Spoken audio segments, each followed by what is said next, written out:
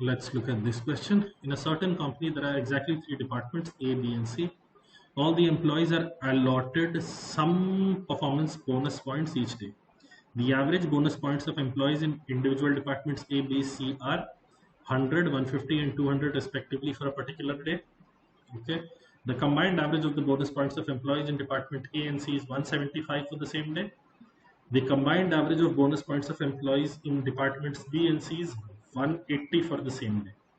If 10,000 bonus points in total were allotted across the 3 departments for that particular day, then what is the total number of employees in the company?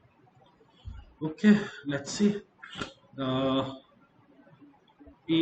has the average of 100 and C has average of 200, and together they are reaching the average of 175.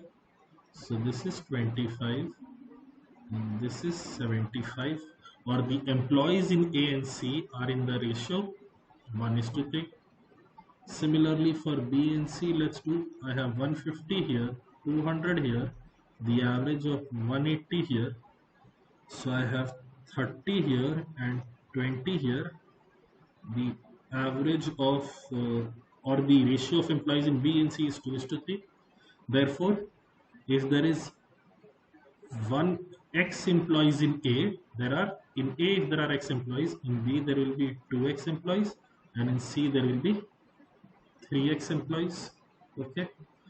So the total points doled out during the day were 100X plus 300X, 150 average, and the number of employees, and then 200 into 3X plus 600X is equal to 10,000, or 1000X is equal to 10,000. You can happily cut off the 3 circles. You get X equal to 10. But your answer is not 10. The answer is, what is the total number of employees in the company? The total number of employees in the company will be X plus 2X plus 3X, which should be equal to 60. Your final answer is 60 to this question.